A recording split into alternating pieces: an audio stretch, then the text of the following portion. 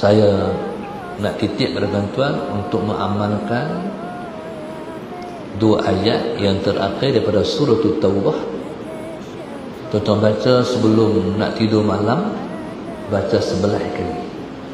Laqad ja'akum rasulun min anfusikum azizun 'alaihi ma anittum harisun 'alaikum bil mu'minin raufur rahim fa in tawallaw faqul hasbiyallah la ilaha illahu 'alaihi tawakkaltu wa huwa rabbul 'arsyil 'azim.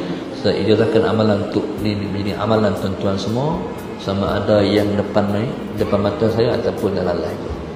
Ajas tekuk. Kelebihan dia soalan Sayyidina Muhammad, kita akan berada di dalam saf kebenaran di akhir zaman, insya-Allah. Soalan Sayyidina Muhammad. Dan bagi orang-orang yang ada sakit, dia merawat penyakit, dia akan merawat badan kita, ruh kita dan minda kita, insya-Allah. Soalan Sayyidina Muhammad. Mana-mana orang yang sakit akan dirawat dengan mukjizat ayat ini, dengan apa-apa penyakit, sama ada Allah bagi dia sembuh ataupun Allah jumpakan dia dengan penawar yang menyebabkan dia lega daripada penyakit, insya-Allah. Kita amalkan, nak tidur malam 11 kali. Yang kedua, dia menyihatkan ruh kita. Kadang-kadang badan kita sihat, ruh tak sihat pula.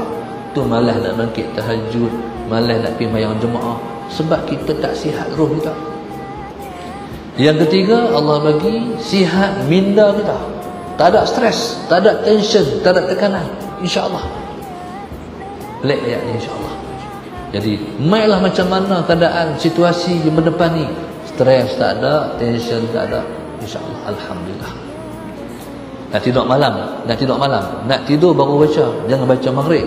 Nak tidur tu sebelum kita talqin syahadah, jadi baca ayat ni setiap hari.